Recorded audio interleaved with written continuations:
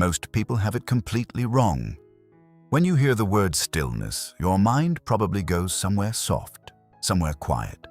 Maybe meditation cushions, maybe a monk in a mountain monastery, maybe the absence of noise, the absence of conflict, the absence of everything hard.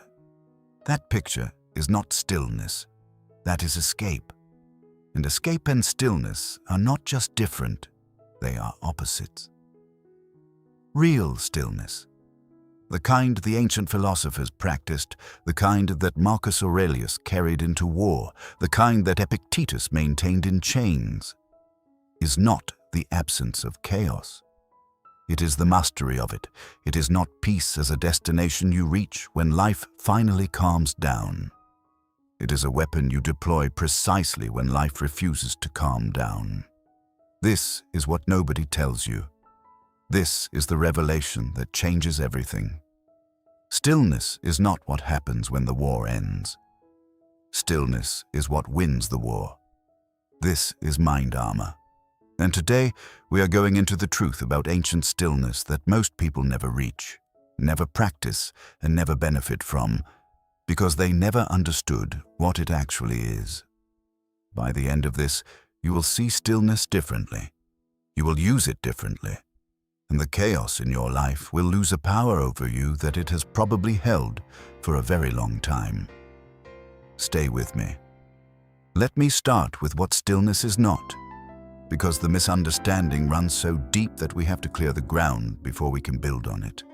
The modern world has sold you a version of stillness that is essentially a product, a mood, an aesthetic.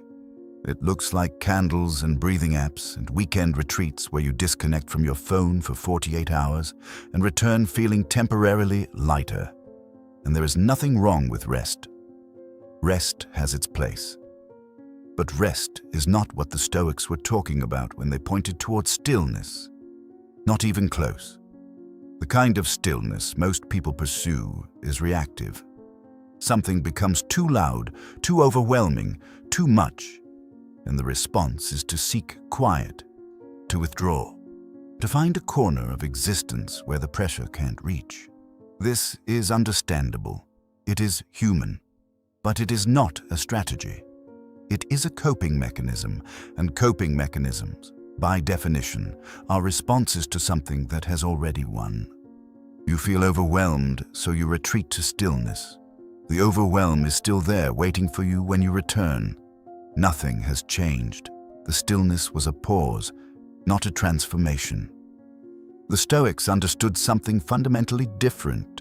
They understood that the quality of your inner state determines the quality of every action, every decision, every relationship, and every outcome in your life.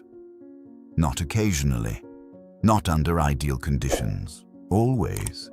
And they understood that that inner state cannot be left to circumstance. It cannot be managed by retreating from difficulty whenever difficulty becomes too loud. It has to be built, deliberately, from the inside out, so that it holds under any condition, not because the conditions have become favorable, but because you have become something that conditions cannot reach. That is strategic stillness, and it is one of the most powerful forces a human being can cultivate. Let's talk about stillness as action, because this is where the shock lives for most people. We have been conditioned to think of action and stillness as opposites. You're either doing something or you are being still. You're either moving or you are pausing. The framing puts stillness in the category of inactivity, the space between actions, not an action in itself. The ancient philosophers rejected this completely. Marcus Aurelius governed an empire, commanded armies, navigated pandemics and political upheaval. And stillness was not what he did in the gaps between all of that. Stillness was the foundation from which all of that moved. Every decision he made passed through a still center before it became action. Every crisis that demanded a response was first met with an internal quiet that allowed him to see clearly before he moved. This is what makes the difference between a response and a reaction. And this distinction is one of the most practically important things you can understand about how your mind works under pressure. A reaction is automatic. Something happens.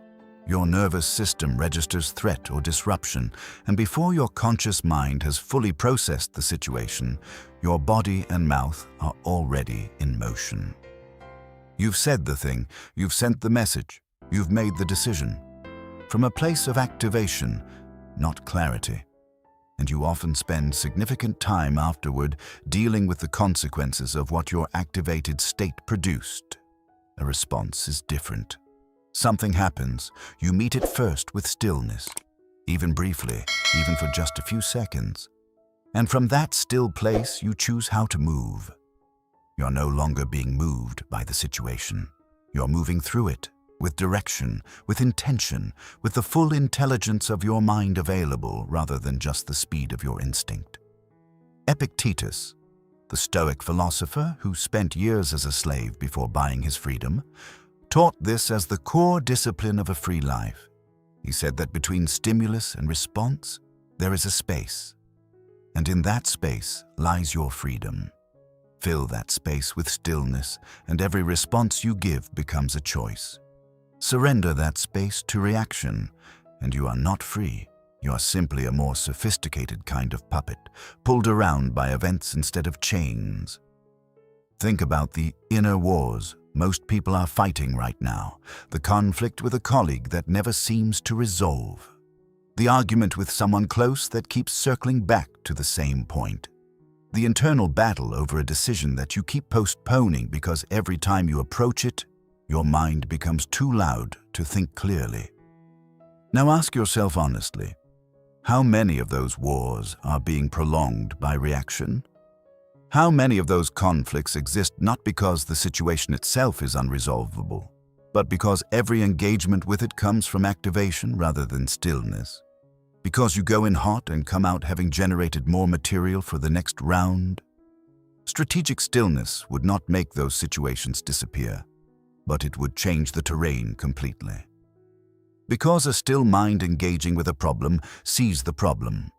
A reactive mind engaging with a problem sees only the threat. Here is the practice. It is small, it is almost embarrassingly simple. But do not mistake simplicity for weakness. The next time you feel the activation rising, the anger, the anxiety, the urgency that is pushing you toward immediate response, do one thing before you act. Breathe out. Not in, out. A long, deliberate exhale. This is not a wellness exercise. This is a neurological interrupt. The exhale activates your parasympathetic nervous system, the system responsible for moving you out of threat response, faster than almost any other voluntary action you can take. It creates the space Epictetus described. Even a few seconds of that space, entered deliberately, changes what becomes possible.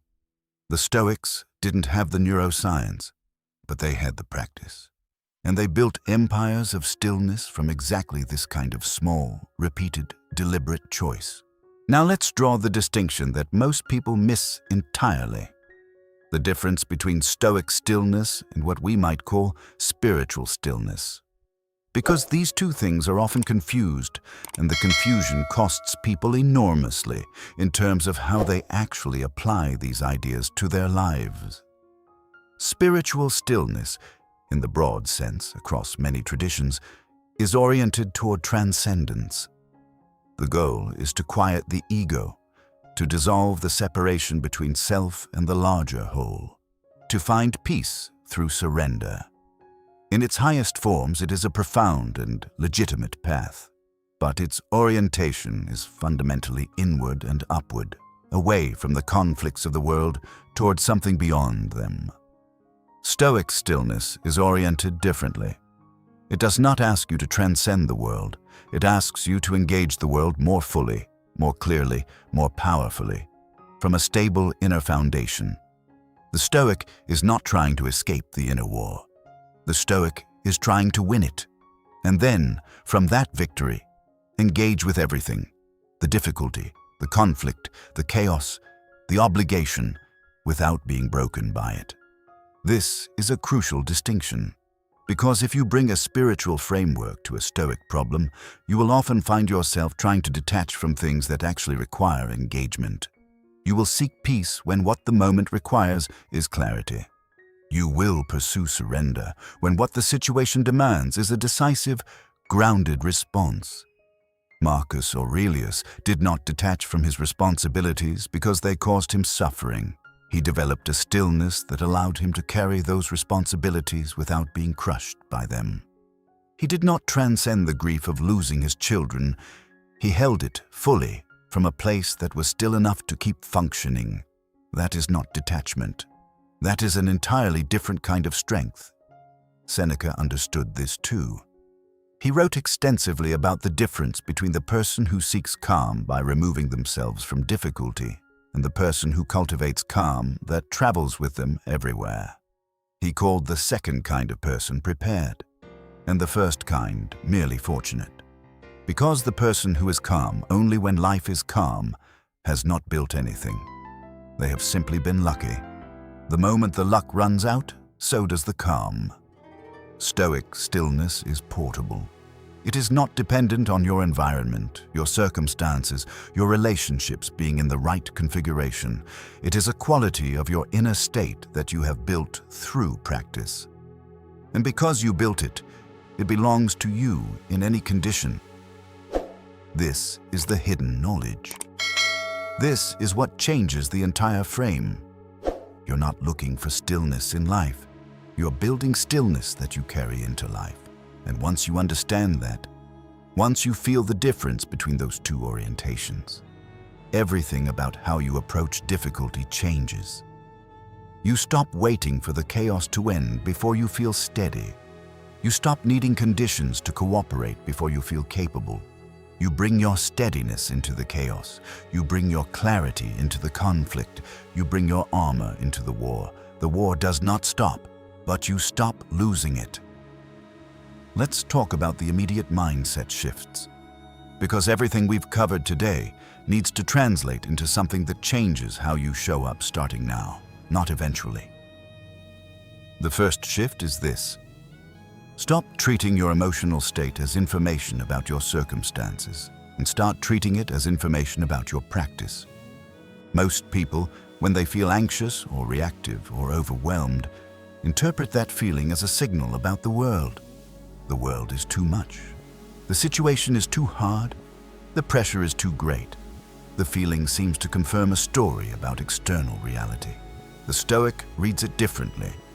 Anxiety, reactivity, overwhelm. These are not reports on the world. They are indicators of the inner state. They are telling you that your stillness practice has gaps. Not that the world is broken, that your armor has a weak point. And a weak point, once identified, is an invitation to build. This reframe is not about bypassing emotion. It is about taking responsibility for your inner state in a way that gives you actual agency over it. Because if your feelings are primarily reports on the world, you are at the mercy of the world. If your feelings are partly information about your practice, you have somewhere to go with them. You have a direction. You have work to do. The second immediate shift, start practicing stillness in low-stakes moments so it is available in high-stakes ones. This is where most people get it backwards. They want to find stillness when the crisis hits, when the pressure is maximum, when everything is on the line, and they discover in those moments that they cannot access it because they have never practiced it when the stakes were low. Stillness is a muscle. Like any muscle, it develops through use. Not through intention, not through reading about it, through repeated, deliberate use. And the time to build the muscle is not during the heaviest lift of your life. It is in the daily, ordinary, low-pressure moments. The small frustrations, the minor inconveniences, the brief windows of time between obligations, where you practice the exhale, the pause, the view from still ground. Do this consistently for 30 days. Not dramatically, not perfectly, just consistently. And when the genuine crisis arrives, because it will, you will find something there that wasn't there before. a steadiness that doesn't require the circumstances to cooperate, a stillness that travels with you, armor that holds. The third shift is the most important one. Stop defining strength as intensity and start defining it as stability. Our culture has a very particular idea of strength. It is loud, it is forceful, it is the person who brings the most energy, the most aggression, the most fire to every situation, the person who pushes the hardest, who reacts the biggest, who signals most clearly that nothing can touch them by being visibly, vocally, undeniably unfazed. The Stoics had a completely different model. For them, the strongest person in the room was the one who was most still, not passive, still. The one whose inner state was the least affected by the turbulence around them. The one who could walk into chaos and come out having made clear decisions from a clear mind without being swept up in the emotional weather of the situation. That is the model of strength Marcus Aurelius embodied. Not a man who showed no emotion, a man who felt everything and responded from stillness anyway. The emotion did not drive the action. The principle drove the action. The stillness held the space between the two. This is what your inner war is actually asking of you. Not to stop feeling, not to become cold, not to detach from the things that matter to you. To build a center that is stable enough to hold all of it. The feeling, the pressure, the chaos, the uncertainty, without being defined by any of it. That center is stillness, and it is available to you. Not someday, not when life gets easier. Now, here is where we land. Stillness is not the absence of war. It is the presence of a warrior who has learned not to be moved. The ancient philosophers knew this. They lived it under conditions that most of us will never face. And they left behind a complete map for how it is done. Strategic stillness, built through daily practice, applied as action in the moments that most demand it. Not spiritual escape, not passive waiting. Active, deliberate, trained inner mastery that changes how you engage with everything. The reaction versus response distinction. Practice the exhale, create the space, choose from stillness instead of activation. The difference between Stoic stillness and spiritual stillness. You are not transcending the war, you are winning it. And the three immediate shifts. Read your emotional state as information about your practice. Build the muscle in low-stakes moments and redefine strength as stability rather than intensity. These are not ideas to file away. They are practices to start today, this week, in the ordinary moments that everyone else is sleepwalking through. Because the inner war is always on. The only question is what you are bringing to it. Bring stillness, bring armor. Bring the version of yourself that the ancient philosophers pointed toward, the one who is not moved, not because nothing is happening, but because what is happening cannot reach the center you have built. This is mind armor. If this changed something for you, share it with someone who is fighting a war they don't have to lose. Drop a comment below and tell me, what does your inner war look like right now? I read every single one. Stay still. Stay sharp. I'll see you in the next one.